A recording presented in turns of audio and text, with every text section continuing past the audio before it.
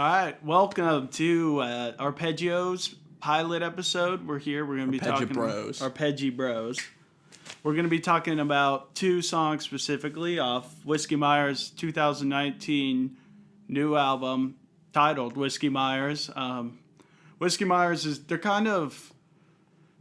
would say they're 50% classic country, talking about love and love songs, writing about their hometown. Definitely super country inspired. Yeah. But I wouldn't exactly call the rock aspect classic. And that's what I was about to say. They have those slow songs with harmonicas and slide guitars, and they're singing about home and their life back home in their small town in East Texas. And then the other 50%, I would say, is hard rock, kind of inspired by... Super hard, super distorted, super, not what you'd expect from traditional Southern rock, I'd say. Yeah, definitely not. It kind of has like a Lynyrd Skynyrd or Rolling Stones kind of rock. Yeah, like Lynyrd Skynyrd if they kicked the distortion up. Yeah, a lot. Yeah, definitely. And that comes from...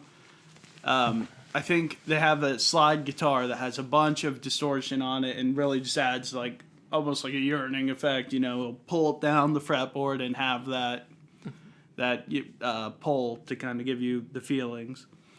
But yeah. Enough about the descriptor of the band. We want to get into the songs. Let's jump right into it. The first song that we're gonna do is Die Rockin'. Yeah, Die Rockin' off their new album. It's actually the first song off the album, and you want to go ahead and describe kind of the general... I would describe this song as Whiskey Myers' attempt to just make the ultimate rock song in a classic sense of the song hits all the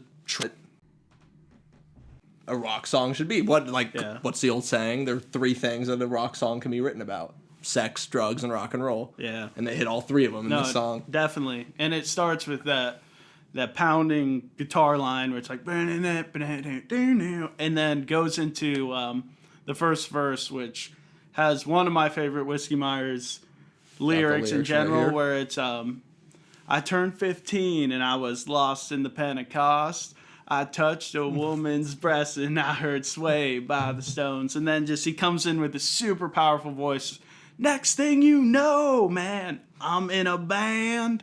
Yeah, the whole song's just a love letter to just classic rock. Yeah, in general, I'd say, for sure. Yeah, it's really, really neat how they do that. Shit tons of references, just looking through the lyrics right here, just to multiple bands. We got Hotel California by the Eagles referenced. We obviously got the Rolling Stones in the first verse. They're big fans of the Rolling Stones. Yeah. Through many of their songs, you'll hear references, and even in titles of songs.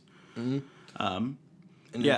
And this, the chorus of the song is amazing, and they bring in this new aspect in the first song that's new to Whiskey Myers, that they have a chorus almost in the background singing. I'm the Whiskey Myers virgin here. Yeah. You're the vet. You know how this is an evolution. This is new to them, where they have this almost like a choir coming in the background, singing behind their lead singer, Cody, and it really adds the power to the vocals, and it's really, really great.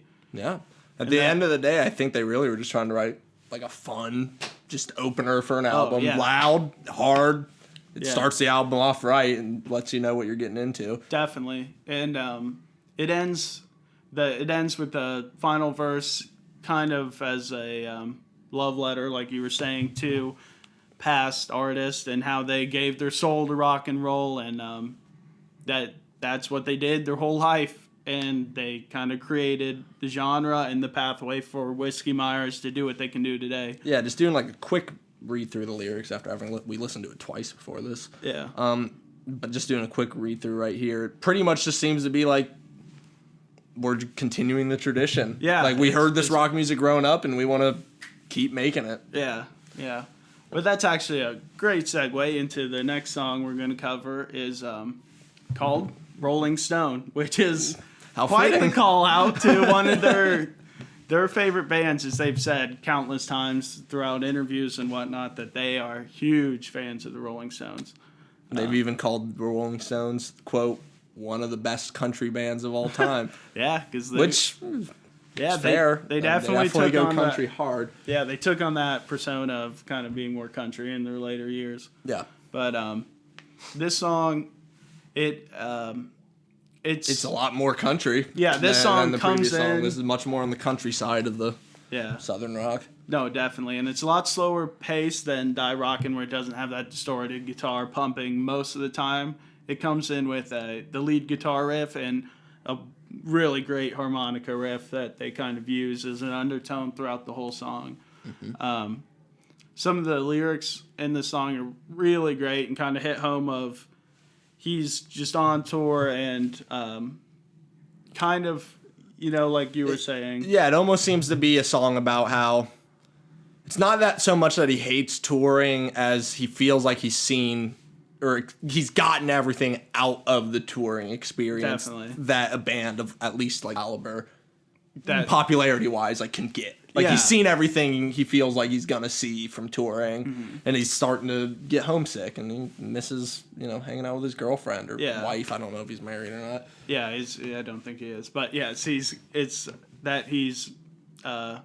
ain't no Rolling Stones in his words, actually, and that he's coming home to his girl is kind of the main motif of this song. But to back up what you were saying, let's be real, it's 2019 and Southern rock bands are not at the top of the charts. That wave has passed, and I highly doubt it'll ever come back. Yeah, at least as hard as it used to. Who knows?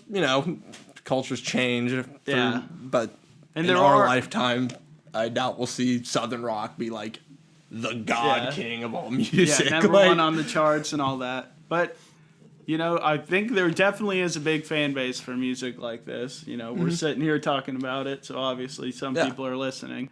It sounds fucking awesome. Yeah. Am I allowed to swear in this? Yeah, that sounds cool.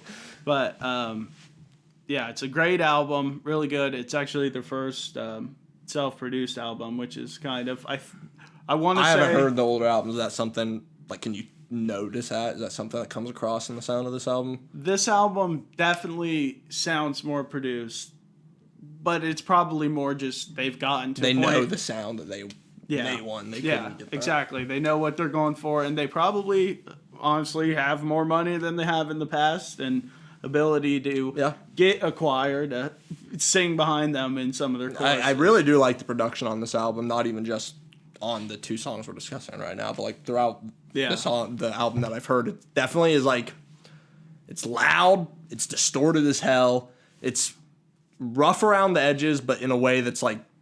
You can tell this is a passion project. It wasn't a product. Yeah. I know exactly what you mean by that. It hits hard, especially for Southern rock. They get heavier than most that I've heard. Yeah, and they get heavy, and then at the same time, they have those songs that are slower and more, heartfelt or expressive rather than I'm gonna rock until I die, baby. Yeah, that's just chug some beer to this song and just love rock and roll music. That's what Die Rockin' is. Yeah, no, definitely. Whereas, this is a much more, Rolling Stone is a much more substantive song, at least in the emotional sense of, missing home. Yeah, and coming home to his babe, or whatever he calls it. But yeah, cool.